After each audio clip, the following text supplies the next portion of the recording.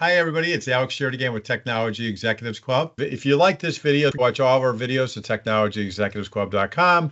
You can also see them on our YouTube channel and listen to our podcast, all under the same name of Technology Executives Club. Today, we have a great leadership session with Praveen Kamsetti. Hi, Praveen. How are you? I'm good, Alex. How are you? Praveen, I'm doing great. You're on our board of advisors, and we really appreciate you doing that. And part of that is sharing with the community, which is what we're doing today.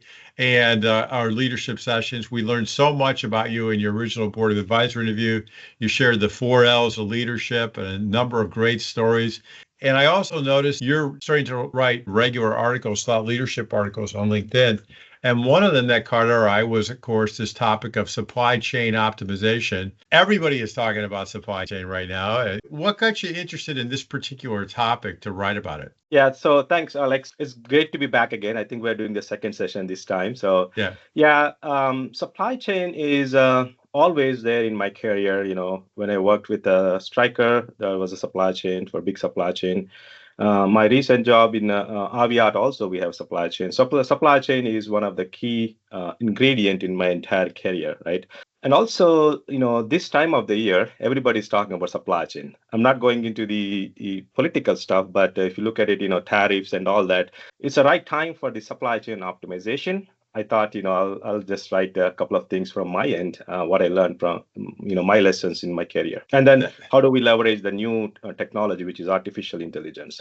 That sounds great. Well, let me turn this slide off and let's get started. It's really exciting. So I'm taking a look at your article, and it's a great framework for us to have a discussion. So first of all, you talk about harnessing innovation for operational excellence. How does that relate to supply chain? Tell us what you mean by that. First of all, thanks for reading that article, right? So in the modern days, this modern supply chain is become very dynamic and very complicated, right? So integrating these stakeholders, you know, start from raw material supplier to, you know, end consumer, right?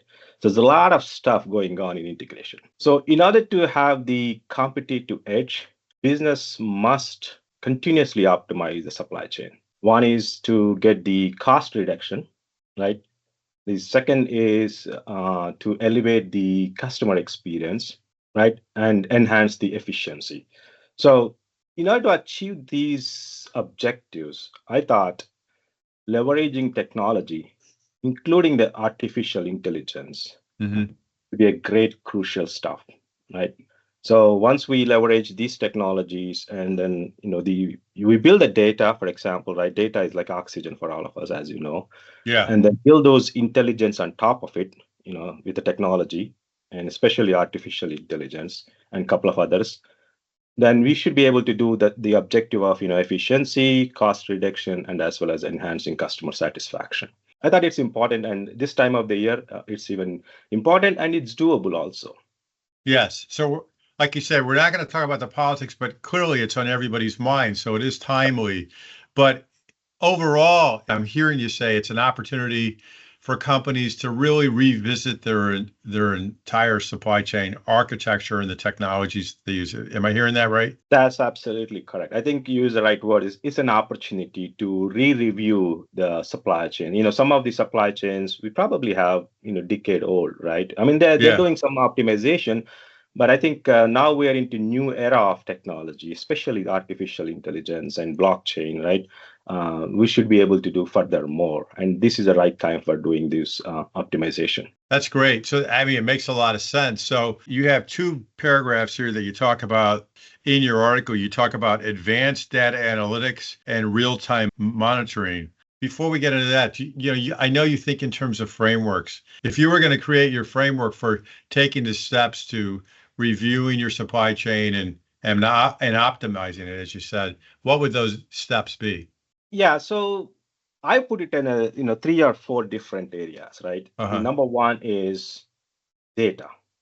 Yes. You have to make, you know, leverage the data. You know, as long as your data is very mature enough, you have a data, you build your intelligence on top of it, and there are several benefits out of. We'll talk about that, right? Okay.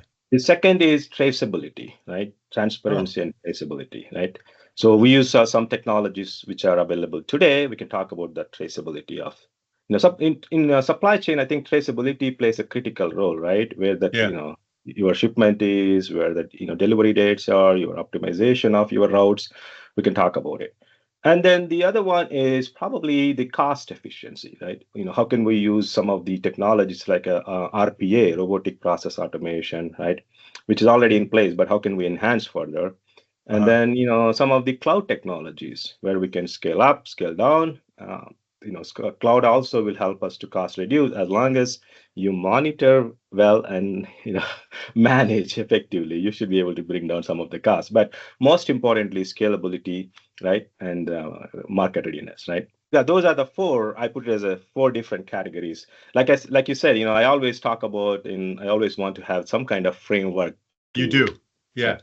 That's why I think one reason you've been so successful whenever you entertain these large projects. So, I mean, revisiting your supply chain could be a massive project, and I think that's a nice framework for people. So let's dive a little more into data, as you did in your article. You talk about it, advanced data analytics, unlocking actionable insights. You talk about internal, external, real time. So let's share that with us and what you mean by that. Yeah. So anything we do today, Alex, as you know, data plays a very critical role. Whether it is supply chain, it is there forever, right? It's like an oxygen for a business. You need to have a data.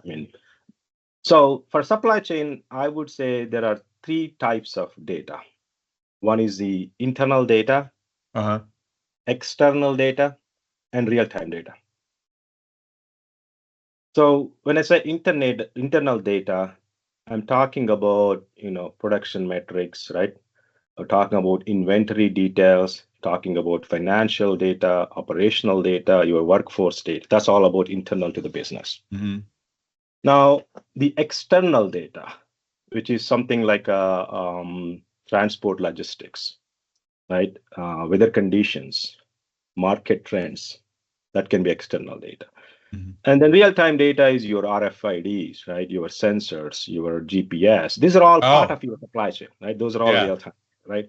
So that the beauty of it is, and the most critical part of it is, you have to stitch this data together to make it as a mature data. That's why I keep telling people that data is good, but you need to have a mature data, which is actionable data. Rather, if your data is bad, your decision will be bad. So you need to make sure that these internal, external, and real-time data stitched together, form a data lake, and then build your intelligence on top of it. Now, some of the benefits I'll talk about here is your demand forecasting, for example. You have a data, your internal, external, all the data together. You build your artificial intelligence and build your predictability mechanism with artificial intelligence. What the demand forecasting is. That will help us to stock your inventory appropriately, right? Your inventory management. Then third probably is your, if you talk about the route optimization. In supply chain, route optimization is very critical, especially when you have a global companies, right? So that will help us. That is a classic example of combination of internal, external data, and then your real-time data together. And so once you have together, the intelligence will show, route optimization based on, where the weather conditions are, right, based on where the your shipments are going to be. So that will reduce your cost and as well as your speed of delivery, right, your SLAs, right. So that's and also we can even do a much better metrics on your supplier performance, who's doing what, right, how are the suppliers are helping us, because that's critical part for any supply chain, right. So those are the things I think that play a critical role in terms of optimization supply chain based on the mature data we have. That really sounds amazing. So, it really does sound like a tremendous opportunity to get in there and revisit your systems that, as you say, find the data and give you the information so you can make better decisions. You're talking about more than just making better decisions, I think. You're talking about two things. One is real-time monitoring, and you say achieving end-to-end visibility. So, and then you also talk about more advanced technologies. Let's cover the real-time monitoring part. Tell us more about that. So for me, real-time data is your RFIDs, right? Your sensors, your GPS, right? So let me give you some of use cases for real time, right? I think we already talked about the route optimization, but some of the real time is within your shop floor itself, right? Your sensors will measure your temperatures, your humidity, your conditions of your warehouse or shop floor or your manufacturing center. That will predict your maintenance, right? Before we go in any operational issues, right? And we're talking about GPS, for example. If you have a GPS is merged with your external data with the weather conditions, you should be able to predict. We should be able to see where the actual shipment is going on, how long it's going to take for the delivery. So those are all real-time values, right? And even if your ERP, CRM combination of the data, the transactional data, that will give you the clear, full visibility of operations, what's going on in your organization. So it's a combination of all, right? Not just making a good decision, but the decisions based on the real-time data, the route optimization that we were talking about, the predictive maintenance of the equipment we're talking about. Those are all the real-time data. The industrial IoT, right? Once you have industrial Internet of Things, that data, you capture it and centralize it and monitor it, and then you have a built-in mechanism which will alert you when the maintenance is going to be due for. So this is part of that overall vision of Industry 4.0, right? Where you can really, basically, in my words, tie everything together and you can see what is actually going on. It sounds great. All right, so I got so many questions, but I want to tie it into three categories that we could sort of talk about, because you've really laid out a good framework for thinking about this. First of all, where do you start with a project like this? Somebody says, "Oh, Praveen," or they're doing it on their own. Where does somebody start? Do they do some type of enterprise architecture of their whole system, or like where does something like this start? And what do you recommend the key steps again are for them to start really revamping their supply chain systems in this sort of Industry 4.0 approach? Yeah, I think re-architecturing, refactoring is going to be sometimes it's complicated, Alex. It sounds like it. Yeah, it is complicated. I would say that the very first point is what I mentioned about the data. You need to have a right data. You need to capture the data. The Industry 4.0, the industrial IoT, make sure that every device you have in your shop floor in manufacturing, your supply chain area, has some kind of data, right? It will get. So gather the data, stitch in the data. That's a very crucial part of it. And then once you have the data, then built in the intelligence with the various different technologies, right? That's probably what you're talking about. So once you have data, what are those technologies, right? So if we talk about, for example, blockchain. Yeah. Let's talk about blockchain, right? Blockchain is with the immutable transaction records it creates, right? You should be able to do the trace, right? The origin of your product, right? From the origin to, you can trace from origin to the final destination. What it gives us is, some of the regulated industry, for example, the food industry, the pharmaceutical industry, we should be able to meet some of the regulation compliance, right? We should be able to comply in that one for those industries. I can think of that, right? Because if you don't have a traceability in supply chain, then it's going to be difficult. But there are some mechanisms, but I think blockchain made a little bit easy for traceability. Even in things like when you want to do recall some of the products, right? When you have a recall some of the products, so the blockchain technology will help us to kind of trace where the product is, who do we deliver it, and where do we get back from. So the whole traceability will be a big optimization for your delivery mechanism and recall mechanism, right? Even the fraud detection sometimes. Fraud detection, because you know exactly where the product is moving into, where the shipment is moving into, where is the origin it's That's coming the from. vision. That's the vision. That's right. Exactly, right. Yeah. So you get all these, centralized view of every single step. The real-time data you should be able to monitor it, track it, and make action based on that. So I like how you said to start with the data, So that's something which is tangible, which I think people can figure out instead of trying to do an entire architecture, which they'll be maybe stuck doing that for years and never get anything done.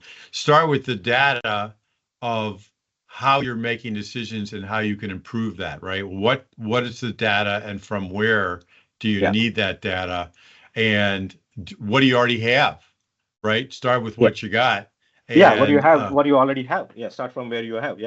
Yeah, and maybe start to improve that. I'm guessing, right? Start to improve that, and then determine when you look at, well, what data could we really want to have? Now you start to prioritize your next efforts. Does that sound about how you would go about it? Something like this? That's correct. Yes. Yeah. The other one, I'll give you an example. I recently visited one of the fulfillment center. I'm not going to name it because it's not good to name it, but you can probably guess it. And I saw some of the. Wait, did I get something from them yesterday? So it's an amazing that how this is the state of the art, fulfillment center. How they are capturing the data in every single move within the fulfillment everything. Center. Everything, right? I'll give you one of the example which is really amazing. So the example here I'll tell you is if you have you have a customer who ordered the stuff, right? Let's say they ordered two stuff, right? Two items, right? One is a book, one is a greeting card. They order one is a book and one is a greeting card, right? There's two items, right? The data is captured. Somehow the packaging, they put two the greeting card instead of book. So there's two greeting cards. So the actual order is one book, one greeting card. But somehow they messed up and they put two greeting cards. But they're capturing all the data, right? So the data number of items is right because it's two. That's right. The order is two and they put it as two. And all this coming all the way, it's going all the way at end when they are delivering the stuff to the customer before going to the your shipment truck. The data they're measuring again to double check the quality is a weight.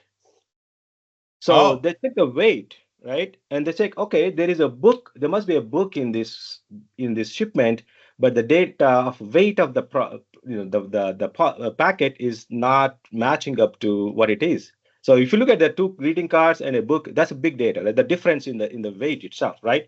So immediately system thought that there is something wrong with this product. And that's machine learning, I'm guessing, right? Exactly. That's a machine learning. So that's an example I'm talking about. That's a machine learning, right? But it's all about data, right? They capture the data. They capture the data. They're tying the data to the order. They're tying the data to what it was in the order. And then they looked at it. If you look at it, the order is correct. The customer address is correct. Number of items is correct. But what triggered that quality is the weight. So that's why I'm talking about it's super important to monitor, every single step of your shipment or your items, and that is only possible with your data and real-time data. This is the real-time data because it's going all the way, right? It's a real-time data, and the real-time data they're tying it to the original order. Does it make sense? Yes, it makes total sense. It's an incredible story, and you think about it, so you can apply that same logic to your own company's supply chain system. And you're talking now about just the delivery from within the warehouse to the consumer, but at each major block of the system, you can do the type of thing that you're describing. Every block they did a quality check, it passed, but at the end, then one quality check failed. That is a weight, and you don't even, sometimes you don't even. That's so brilliant. Because they have so many different kinds of things that are being shipped. The weight was the one type of data. Exactly. Where it's pretty clear. If it's a fridge, it's this weight. If it's a cooler that you could take to the football game, it's a completely different weight. That's where the intelligence comes on. That's what I'm talking about. Putting an intelligence on top of intelligence. That's what it meant. Yeah, that's a good example. So AI is obviously the talk in technology. It's where in this equation do you start applying machine learning / AI / agentic AI? Where do you see it? And if you're on, and clearly it starts with the data, right? Garbage in, garbage out. So you got to do that first. So that's straightforward. Where are you seeing these types of newer technologies, especially AI, impacting this whole supply chain optimization that you're talking about? AI can do based on your data and how you build intelligence. It can be from starting from origin to end of the delivery, right? You can build intelligence anywhere you want, right? Like the example I gave you, the machine learning example, we talked about it in fulfillment center. Yeah, the same thing great you example. can do. Yeah, same thing we can do in warehouse and shop floor. When you have your, example is inventory control, right? How do we do inventory control?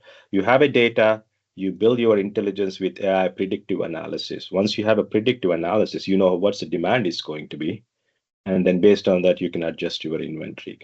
Right? That's a classic example I can see in AI. Yeah. That's great. So let's talk about digital twinning.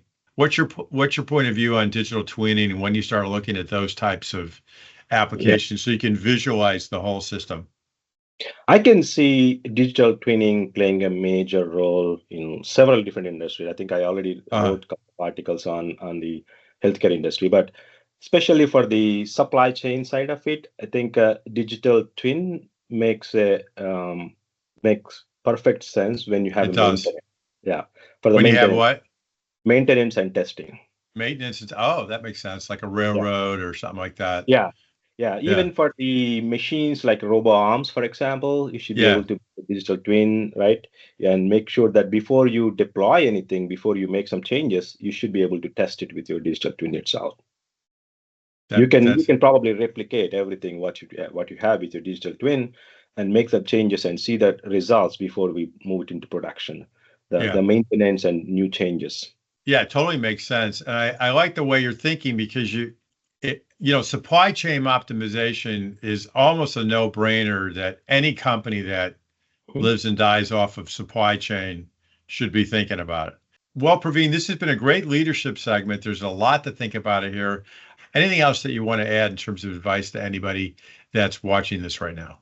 I think that's one of the things you already mentioned when we started. This is the right time for us to, I think it's a timely for revisiting the supply chain process. I think the transformation should happen, right? And then this should be, great time for leveraging the technologies we have today. Those two, I think those three we mentioned about blockchain, AI, and so those are they'll definitely optimize your supply chain and will get a great results. I mean, re-architecturing probably is not going to happen, but we can still do a lot of transformation for existing supply chain itself. Yeah, I hear what you're saying. You don't have to reinvent the whole architecture, but you can improve each component of the architecture with this technology. And in essence, that is digital transformation. Well, this has been a great leadership segment. We appreciate that. I can't wait to hear your next segment. Praveen, thank you very much for being part of the group. No, thank you, Alex. As always, I enjoy talking to you. This is a great discussion. Yeah. Thanks again for reading all my articles. Yeah, well, we love your articles. And by the way, everybody, don't forget to follow Praveen on our site. He's got his own channel on our site, technologyexecutivesclub.com, as well as on LinkedIn. You're now publishing, and be sure and subscribe to Praveen's newsletter on LinkedIn. Thank you for attending, Praveen. Thank you again for being part of this. And everybody, we are dedicated to your success. I'll close it out by saying, Praveen, thank you one more time for being part of our group. Thanks, Alex.